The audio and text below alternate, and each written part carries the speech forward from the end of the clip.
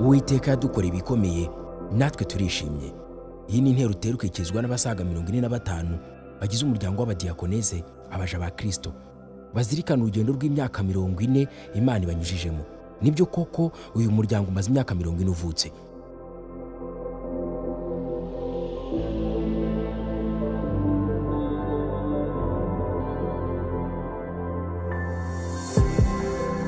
Mu 1956 ababikira bane birandira mu Busuwisi nibwo bageze mu Rwanda.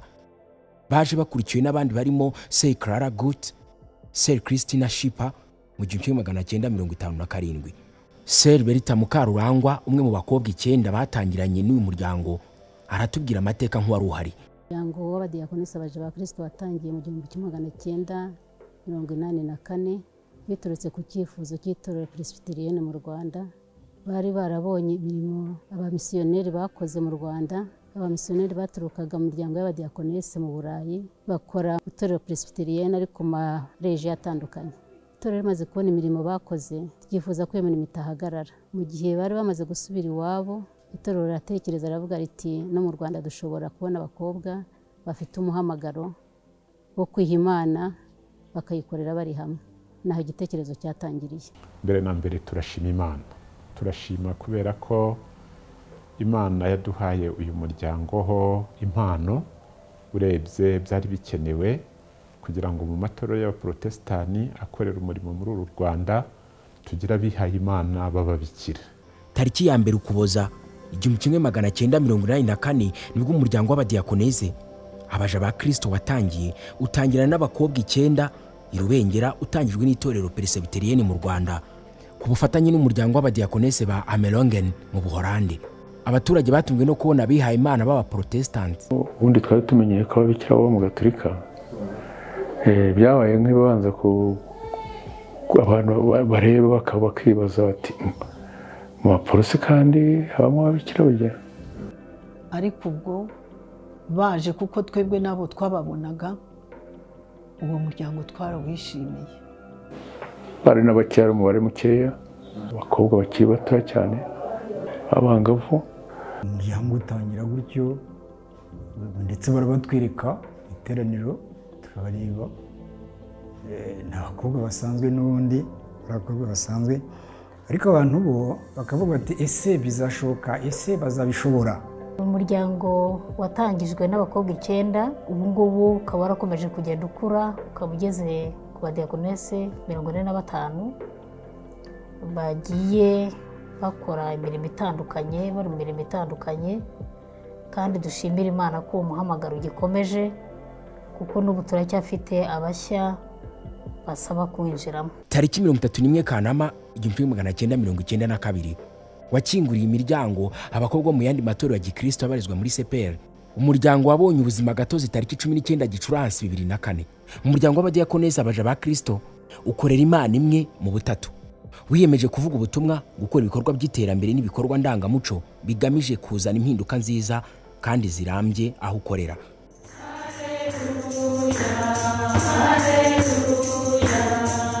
Umuryango haba ugize umwanya uhagije wo kwegera Imana, bagasenga, bakigishwa ijambo ry'Imana, bakanahugurwa kugira ngo babashe gusoza umuhamagaro wabo.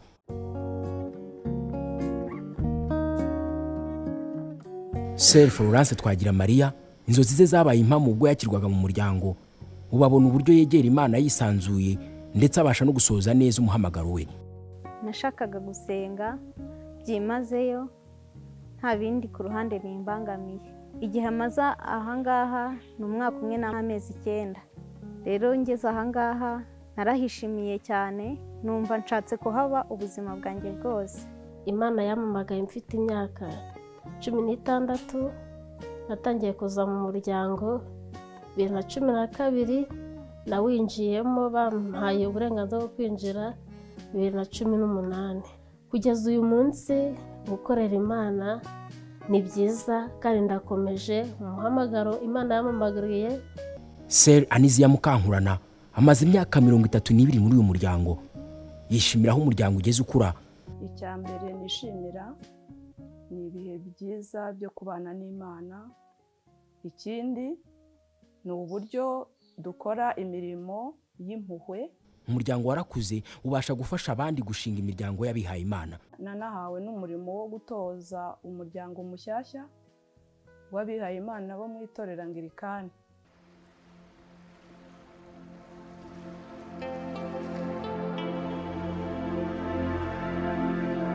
Kuva washingwa, umuryango waranzwe n'ibikorwa byibanda ku ivugabutumwa, ibikorwa by'impuhwe n'iby'iterambere. Ubutumwa bwiza bwageze kuri benshi mu mpande zose z'isi binyuze mu ndirimbo za korali ya Communauté ziri kuri alubumu ya mbere yasohotse 2005. Gusura abantu mu ngo bakangurirwa gukurikira Kristo no kumwizera byazanye benshi kuri Kristo. Umushinga watangiye witwa Pransa wafashije abana b'imfubyi 150 bafashizwaga mu miryango bitabwaho ku bintu byose. Kurihira minerivare abana batishoboye binyuze mu mushinga Construire l'avenir byatumye abasaga 250 babona amahirwe yo kwiga. Ubu n'abagabo bibeshejeho banatunze imiryango. Nizeyimana Jide n'umuyobozi wungirije w'ikigo nderabuzima cya Rubengera, yatahirwa n'umuryango ntabwo yari kuba ari uyu mureba. Ntago nibwira ko wenda aho mpagaze ahangaha iyo Construire l'avenir itahaba nari kuba mpari. Construire l'avenir yadufashije turi abana benshi cyane, nkanjye bamfatiye mu wa mbere. Turashima Imana yazanye ababikira hano Rubengera. Umushinga Marinyota wagejeje amazi meza kuri benshi bacika kwirirwa bikoreye majerekani bajya gushaka aho bayakura.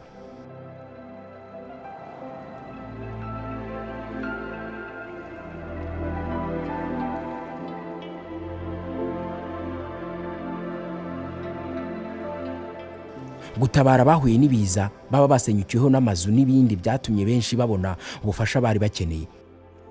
Umuryango mwiza nutanga ibisubizo ku bibazo sosiyete ifite.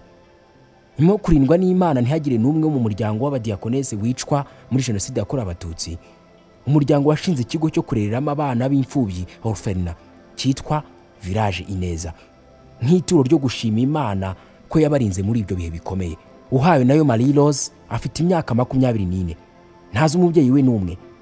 Yamenye ubwenge aba muri Village Ineza. Ashimira cyane umuryango w'abadiakonese. Bwari ubuzima bwiza n'ubu ngubu nuko bitashoboka. Ari usubirayo yagusubiramo. Ese bari abantu ntabwo twabona ikintu tubaha pe, kuko nibo bantu bangize umuntu ndiwe uyu munsi, atari bose. Kugira ngo ubu ngubu mbe meze gutya, mbe ndi umugabo ufite umuryango bikesha Communauté abaja ba Kristo. Twarerewe neza cyane muri orphelinat, dufite ababyeyi tubana mu nzu, buri nzu niyo yaragiraga ababikira babiri, nta kibazo wagira, babyuka bakareba uko abana bameze, tukajya ku ishuri, tugafata amafunguro yose ya ngombwa, twasangiraga nabo ku meza. Mbese navuga yuko batubereye ababyeyi mu buryo budasanzwe. Projet Bebe, umushinga ufasha ababyeyi babyaye impanga batishoboye, wahinduriye benshi ubuzima.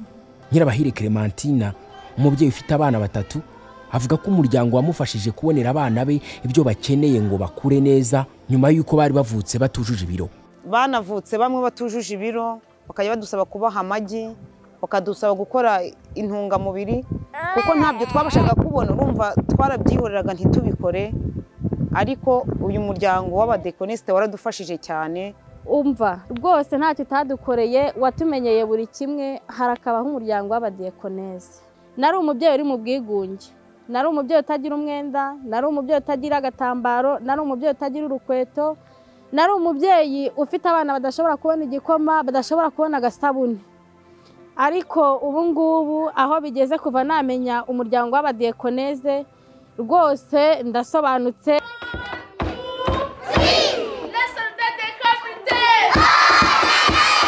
Uburezi bufite ireme ni izingiro ry'iterambere rirambye. Umuryango washinze itafari ku burezi, wubaka amashuri y'ikitegererezo muri aka karere. Rubengera Technical Secondary School yabaye kimenya bose mu gihugu kubw'ubumenyi n'uburere itanga butuma uwahize wese ahiga abandi mu bumenyi. Iri shuri ryigisha ububaji n'ikoranabuhanga mu giti. Igitekerezo cyaturutse mu muryango w'abadiakonese. Hari igihe cyabayeho habaho imvugo ngo urubyiruko nta kazi ruri kubona, urubyiruko nta kazi ruri kubona. Rero iyo mvugo twakomeje kuyumva kenshi na kenshi, bituma muri twe hazamo igitekerezo nka kominote cyo gutangira ishuri ry'imyuga. Ubu ngubu agakiriro ka Rubengera niko kari ku mwanya wa mbere ku rwego rw'igihugu, kubera ko abakozi bagakoramo ni abanyeshuri benshi bize hano. Ku bufatanye na Prowood, ishuri ritanga amahugurwa ku basanzwe bakora umwuga w'ububaji. Hordamura arahugura abasanzwe ari abatekinisiye kugira ngo bongere ubumenyi. Abasaga 226 bamaze kwiga muri iki kigo babaye umusemburo w'iterambere aho batuye, ndetse baba igisubizo ku bifuza abakozi bafite ubumenyi bukenewe ku isoko.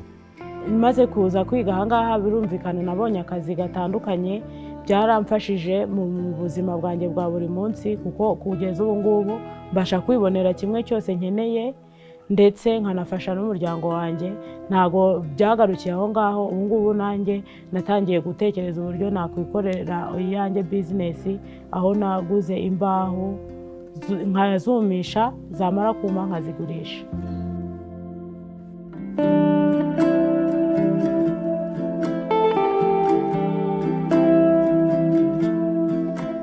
Shimimana Jean Baptiste ni rwiyemezamirimo wiyeguriye ububaji bugezweho n'ubwubatsi. Ubumenyi yakuye muri RTSS bwatumye yihangira umurimo. Ubu ni rwiyemezamirimo wahinduye byinshi mu karere akoreramo no mu gihugu muri rusange. Afasha benshi bize ububaji mu kubaha akazi no gutanga aho bimenyereza umwuga. Ibyo byose nta yindi suruse no bumenyi twavomye hariya, ndetse n'ibyo bagiye badufasha muri inama bagiye baduha, batura mu muryango wa Gikristo, kubaha Imana, guca bugufi, kuko n'uyu munsi wa none tubigenderaho. Ikigo cy'icyitegererezo mu karere ka Karongi cyifuzwa kurererwamo na buri mubyeyi wese cyumvise. Iyo ukinjiyemo ubona inyubako nziza zuzuyemo ibikoresho bikenewe kugira ngo umwana ajye yiga neza atekanye. Abarezi buje ubuhanga batanga ubumenyi n'uburere bashishikaye, n'abanyeshuri biga bashyizeho umwete. Ndavuga Indatwa School Rubengera. Nyuma y'uko icyari ikigo kirerwamo abana b'imfubyi Village Ineza gifunzwe, abana bakajyanwa mu miryango nk'uko gahunda leta yabisabaga, umuryango watekereje ikindi gikorwa cyakorerwaho iki kigo cyari kiri, wemeza ko hagomba kubakwa ikigo cy'amashuri cy'icyitegererezo. Ubu ni ishuri rya mbere mu karere ka Karongi rifite inyubako zijyanye n'igihe. Mu gushinga cyangwa se mu gutangiza iri shuri Indatwa School Rubengera, hari hariho icyerekezo cy'uko iri shuri rizaboneka ari ishuri ry'indashyikirwa. I like to study in Indatwa School Rubengera because it helps us in our studies. And there is good readers who give us what we need, and we eat balanced diet. Thank you. Ababyeyi banyuzwe n'ubumenyi abana babo babonera muri iki kigo. Uburezi kuri bose ntibwagerwaho hari ababujijwe amahirwe no kubura ubushobozi. Umuryango w'Abadiyakoneze wahaye amahirwe abana baturuka mu miryango ikennye yo kwiga mu ishuri ry'icyitegererezo. Ubu abasaga 140 biga mu Indatwa School bishyurirwa n'umuryango ku bufatanye n'abafatanyabikorwa bawo. Ababyeyi bafite abana barihirwa Minerivare bashimira byimazeyo umuryango w'Abadiyakoneze. Jewe n'umugisha nagize, ni Imana yabibayemo, kuko ku bushobozi bwanjye ntabwo nagombaga kurereramo hano mu iki kigo. Ntago twabona icyo tubitira kuko ibyo bakora birenze intekerezo zacu. Nyuma yo kurihira abana babo, bashyiriweho itsinda Imbuto ribafasha kwiteza imbere. Dusevingamo amafaranga atari menshi cyane ariko atari na make, rimwe mu kwezi, adufasha mu buryo bwo kugurizanya, turizigama, abaguza bakaguza, bikadufasha muri ya mibereho yo gutunga abana, ndetse bizanadufasha mu gihe umwana azaba arangije hano mu wa gatandatu, ko dushaka kubasha kuba twamubonera ibikoresho mu gihe agiye kwiga ahandi. École Étoile ni rimwe mu mashuri y'igitegererezo muri aka karere. Rishimirwa umusanzu waryo mu gutanga uburere n'uburezi bwuzuye. Iri shuri rizirikana uruhare rukomeye umuryango w'Abadiyakoneze wagize mu ishingwa ryaryo. Seranke yari umuyobozi wa kominote y'Abadiyakoneze. Tumugezaho icyifuzo cy'uko dushaka kwagura aho abana biga, aduhuza n'Abasuwisi baduha inkunga, twubaka aya mashuri mubona azengurutse hano.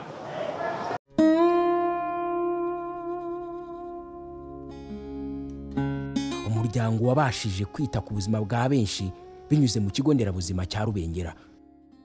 Ntabwo twavuga rero ikigo nderabuzima cya Rubengera ngo tugitandukanye na kominote y'Abadiyakoneze, kubera uruhare runini iyi kominote ababikira bakomeje kugenda bagira mu migendekere myiza ya serivisi z'ikigo nderabuzima. bamwe mu bagize umuryango bayoboye ikigo nderabuzima, abandi bagikoreramo.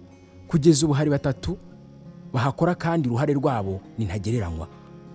Imodoka umuryango wahaye ikigo nderabuzima yagize uruhare runini mu korohereza ikigo nderabuzima kugera ku ntego zacyo. Gufasha ikigo nderabuzima kubaka ikigo mbonezamikurire Centre Nutritionnel byakuye benshi mu igwingira, ubu babasha kurya indyo yuzuye. Njye narashimye cyane kuko ubu tuvugana impinduka zarabonetse. Uko nagiye niga hano, nageze mu rugo ndabikurikira, umwana reba uko ameze mu by'ukuri, ubazi no kugenda. Natekereje kuzana umwana wavutse afite ibiro 400, umwana akagira umwaka agifite none ibiro 5, umva ntabwo umwana yiyongeraga, yari yaracuramye, umwana atagenda, umwana aticara. Ubu ngubu umurebye ntabwo wamenya ariko ari we, ariko mu Marisa we yabikubwiye. Biciye muri communauté twabashije no kubaha amatungo. Kugemurira abarwayi nk'uburyo buhoraho mu kigo nderabuzima cya Rubengera byafashije benshi mu baza kwivuza badafite ababagemurira. Mu gitondo terimose zaba zicicikana ahangaha, nta murwayi ujya uburara ari hano.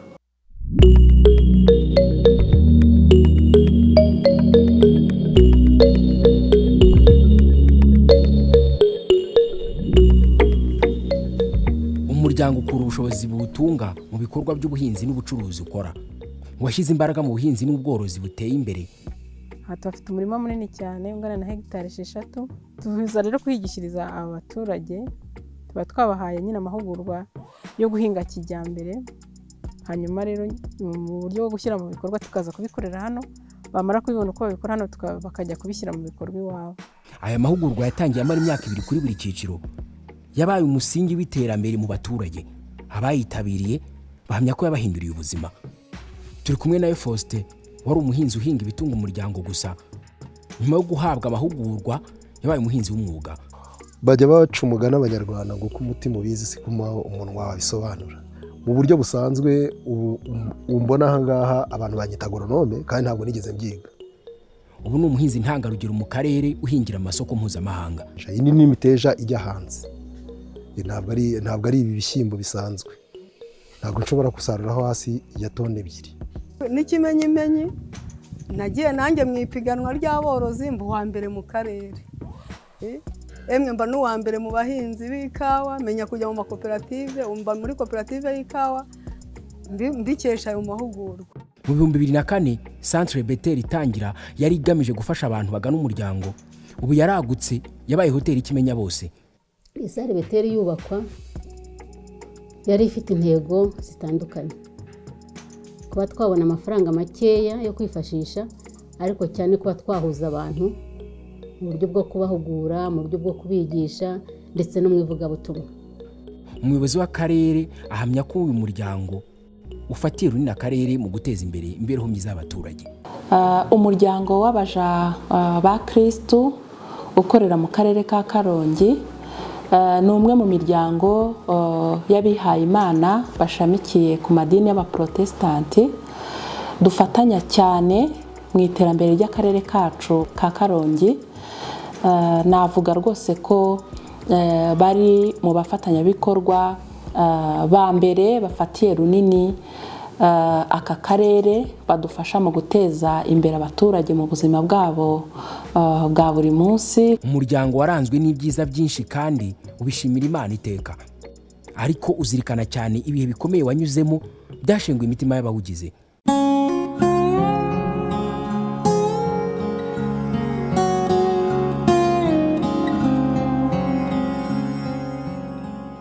Muri ibyo bihe harimo ibihe byo gupfusha abaseri bacu. Hari Seranke umuyobozi wacu witabye Imana muri 2008 yishwe na kanseri. Gupfa kwe ntabwo twabyakiriye, yewe twagize n'ubwoba ubwo twavugaga tuti ubuzima burarangiye, nta gukomeza kwa communauté, ariko kandi Imana yari itamuribana natwe idukorera ibitangaza. Turashobora kwibuka none Sere Ukadi Mukantwari, Sere Vodi Nyiraneza, Sere Pasiteri niyo dusaba Doroska. Nabo ni abaseri twafatanyije mu murimo w'ibihe binini. Kubabura byaradushenguye cyane, ariko kandi niko mu isi bimera, imiryango yabo kandi n'uwacu ukomere cyane.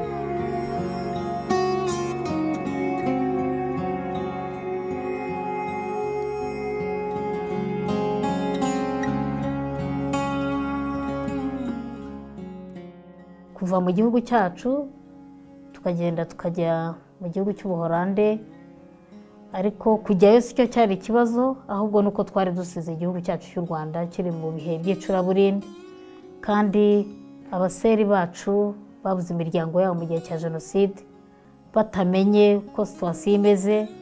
Icyo gihe twamazeyo cy'umwaka batwitayeho, badufasha, badusengera, ariko kandi ari igihe cy'intimba zikomeye, dore ko tutabashaga kumenya amakuru yabo twasize mu Rwanda. Yes, we have a lot of beautiful memories that we share with the sisters. I'm thinking especially of the time when the sisters were in the Netherlands after genocide. We lived with them in our house in Amerongen for 7 months. We shared the difficult time they were going through, but also the joy of God's preservation. There was a lot of singing and dancing. It is an enrichment for the Amerongen community to have a close relationship with a relatively young and growing community that has been able to realize many projects in the past 40 years. We thank God for what He has done and we pray for each other. Ibikorwa birivugira. Umuryango urashimira Imana yawubashishije kugera kuri ibikorwa byose kandi ushyize imbaraga mu kubyagura kurushaho. Icyerekezo cyacu rero turifuza ko umuryango waguka ukagira umubare munini w'abadiyakonese, dore ko nk'uko mubyumva imirimo ni myinshi, inshingano ni nyinshi, ariko umubare uracyari mukeya. Umuryango kandi watangiye gutegura no gushyira mu bikorwa umushinga mugari wo kwita ku buzima bwo mu mutwe no gufasha abageze mu zabukuru. Amizero Mental Care Center iherereye mu murenge wa Gisozi i Kigali izita ku banyarwanda bafite ihungabana n'ibindi bibazo bijyanye n'ubuzima bwo mu mutwe. Umuryango uzirikana uruhare rwa buri wese watanze imbaraga, ubwenge n'umutima kugira ngo ugere ku ntego zawo. Urashima abawuyoboye bose batumye ubuye umubona. Sir Christine Shipa, Sir Anke wasimbuye Sir Christine, urashimira cyane Sir Berita Mukarurangwa, urashimira Sir Marie Louise Niyonsenga uyoboye ubu. Turashima ba Omoniye bafashije aba bayobozi kugera ku ntego. Pastor Nzabahimana Simeo, Pastor Hakizimana Elifaze, Pastor Erasto Rukera, Pastor Vincent Musabyimana. Turashimira rero abaterankunga bose twagiye dufatanya, duhereye ku itorero Presbyterienne mu Rwanda n'andi matorero yose dufatanya, y'abaprotestanti, abakristo muri paruwase n'ahandi hose. Turashimira cyane umuryango w'abadiyakonese mu Buholande. Tuzirikana uruhare rukomeye rw'indi miryango y'abihaye Imana b'abadiyakonese i Burayi. Turashima ubuyobozi bwite bwa leta. Dushimira Imana, tunashimira umuryango ubwawo kubw'ibikorwa byagezweho kandi byahinduye ubuzima bw'abaturarwanda bukaba bwiza. Dufatanye rero twese gushima Imana twizihiza isabukuru y'imyaka 40 umuryango umaze ukorera mu Rwanda, ariko twongere duhurize hamwe imbaraga kubw'ibihe biri imbere kugira ngo dukomeze gutera intambwe dufatanya twese twubaka itorero, twubaka n'igihugu.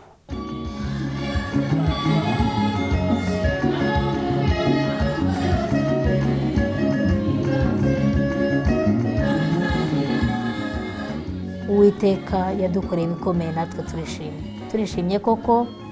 Yubile nziza rero badiyakonese mwese, yubile nziza kuba twafatanyije urugendo, yubile y'umunezero, kandi mwese twafatanyije Imana ibahe umugisha.